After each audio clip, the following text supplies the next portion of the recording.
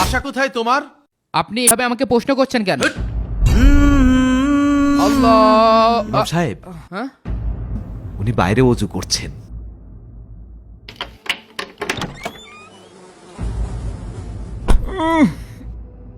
বাথরুমের কি অবস্থা? কেশিয়া সাহেব কি বাসায় আছেন? আপনার সাথে একটু কথা ছিল। আসসালামু আলাইকুম। ওয়ালাইকুম আসসালাম। তা ইমাম সাহেব কি মনে করে? আজকে বেতন দিতে চেয়েছিলেন। আজকে তো বেতন দিতে পারবো না। হ্যাঁ? আপনি 18 তারিখে আসেন। বেতনের জন্য এই দিয়ে 3 বার আসলাম।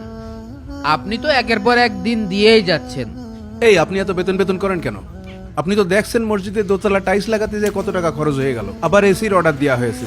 মসজিদের ফান্ডে নেই টাকা, এত টাকা পাবো কোথায়? মসজিদের উন্নয়ন করাচ্ছে, ইমাম সাহেবের বেতনটা তো আগে দেওয়া জরুরি। গত 3 মাস ধরে মসজিদের কাজ চলছে, সবাই বেতন পেলেও আমার বেতনটাই শুধু আপনি বাধায় রাখছেন। এসব কথা আমাকে না শুনিয়ে সভাপতি সাহেবকে যে বলেন। সভাপতি সাহেব আমাকে বলেছে ইমাম সাহেবের বেতন কিছুদিন পরে দিতে। সভাপতি যেভাবে বলে আমি সেভাবেই কাজ করব। বেতনের জন্য পাগল হয়ে যায় সব। আল্লাহ, এই কোন জালিমের হাতে মসজিদের দায়িত্ব পড়ল। এই নেন আপনার গত মাসের বেতন। আলহামদুলিল্লাহ। 1 2 এ কি অবস্থা! আর আপনাকে বলা হয়েছে প্রতিদিন মসজিদটা ধুয়ে মুছে পরিষ্কার করতে। 12। পরিষ্কার তো করেন না। কি বলেন ক্যাশিয়ার সাহেব?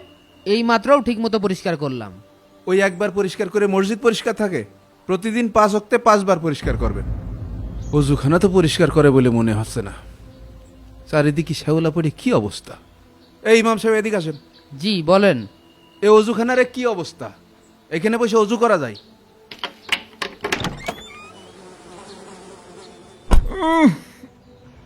বাথরুমের কি অবস্থা?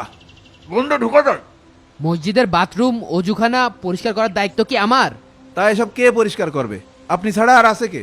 আমি এই মসজিদের ইমাম, আমার কাজ হচ্ছে এই মসজিদের নামাজ পড়ানো, কোরআন হাদিসের কথা বলা। আমার কাজ কি বাথরুম পরিষ্কার করা, অজুখানা পরিষ্কার করা? এর জন্য আলাদা একটা লোক রাখতে হয়। আলাদা লোক রাখবো তো আপনাকে বেতন দিয়ে রাখছি কেন? মাসের 1 তারিখ আসলেই তো 4000 টাকা গুনে নেন। মাসে 30 দিন ইচ্ছা মতো খাটিয়ে মাস শেষে দেন মাত্র 4000 টাকা। 4000 টাকায় 2024 সালে দ্রব্যমূল্যের যে ঊর্ধ্বগতি, এই সময় কি হয়? এই টাকায় কি একটা সংসার চলে? একটা পরিবার চলে? আপনার পরিবার চলবে? আপনার যদি এই বেতনে না পোষায় আপনি অন্য জায়গায় দেখতে পারেন। যত সব মাস গেলে বেতন নেবে, কাজের কাজ করার বেলায় কিছু নেই। একজন লোক দিয়ে 5 জনের কাজ করাবে, আবার মাস শেষ না হতে হতেই বেতন দেওয়ার নামে কোনো খোঁজ নেই। পরদিন জুম্মার নামাজের সময় আরএন গ্রুপের চেয়ারম্যান মসজিদে নামাজ পড়তে আসেন। ইমাম সাহেব জুম্মার নামাজ পড়ানোর সময় সভাপতি বলে, আল্লাহ। ইমাম সাহেব, হ্যাঁ? ওই যে আরএন গ্রুপের চেয়ারম্যান সাহেবের কথা বলছিলাম, উনি বাইরে ওযু করছেন। উনি আসলে নামাজ পড়ানো শুরু করেন। এই সর সর, স্যার আসেন। ইমাম সাহেব, এবার শুরু করেন। কাতার এলোমেলো দেখে ইমাম সাহেব আরএন গ্রুপের চেয়ারম্যানকে সরে দাঁড়াতে বলে। তাতেই রাগ করে সাত্তার সাহেব নামাজ শেষে রেগে মেগে মসজিদ থেকে বের হয়ে গেলেন। মেজাজটাই খারাপ করে দিল। এই ক্যাশিয়ার সাহেব, রায়হান স্যার ডাকলো নাকি? ইমামকে ডেকে আনেন তো। জি স্যার, নিয়ে আসছি। কি আস কি? আরে আসেন না আপনি। স্যার এই যে ইমাম সাহেব। বাসা কোথায় তোমার? নলডাঙ্গা আমার বাসা। আমাকে চেনো? আপনি এইভাবে আমাকে প্রশ্ন করছেন কেন? একদম কথা বলবি না। তোর যা প্রশ্ন করেছি তার উত্তর দে। না, আপনাকে আমি চিনি না। আমি আরএন গ্রুপের চেয়ারম্যান, আর তুই আমাকে হুকুম করিস? আমি তো আপনাকে হুকুম করিনি। নামাজে কাতার সোজা করে দাঁড়ানো ওয়াজিব, তাই আপনাকে সোজা হয়ে দাঁড়াতে বলেছি। Shut up! তোর এত বড় সাহস কি হবে হলো?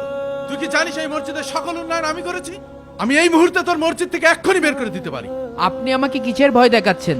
শোনেন, আমি এই চাকরি হারানো ভয় পাই না। আজকে আল্লাহ তাআলা আপনাকে 2 পয়সার মালিক করেছে বলে মানুষকে মানুষ বলে মনে করেন না? আমি কি এমন অন্যায় করেছি যার কারণে আপনি আমাকে ধরে মারলেন? এখানে থাকার লোক যারা আছে তারা বিচার না করলে উপরে আল্লাহ আছে, উনি একদিন বিচার করবেই। শোন, তুই এই মুহূর্তে এখান থেকে চলে যাবি। রায়হান স্যার প্লিজ যাবেন না, দাঁড়ান। কি হয়েছে? আপনার ইমাম সাহেব পাক্কা বেয়াদব। আপনার সামনে দেখলেন না আমার সাথে কি আচরণ করলো? আজকের পর থেকে এই মসজিদের উন্নয়নে আপনি আর আমাকে ডাকবেন না।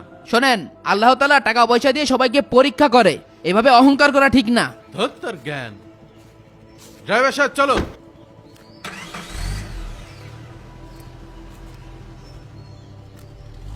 ইমাম সাহেব, এটা কি করলেন?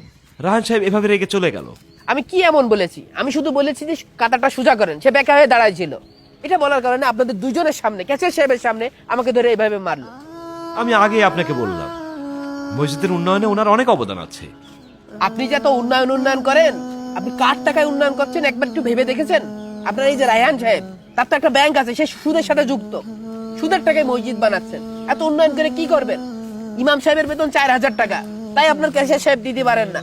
কি করবেন এত উন্নয়ন করে মসজিদের? ঠিক আছে, আপনার কথা ঠিক, কিন্তু আসলে মসজিদের উন্নয়নগুলো অব্যাহত রাখতে গেলে এরকম কিছু লোকের সাথে আমাদের সম্পর্ক রাখা লাগে। আপনারা করেন, দুজন মিলে আপনাদের মসজিদের উন্নয়নই করেন। আমি আর থাকছি না আপনাদের সাথে। ইমাম সাহেব চলে গেল। বন্ধুরা, ভিডিওটি শেয়ার করে সবার মাঝে ছড়িয়ে দিন।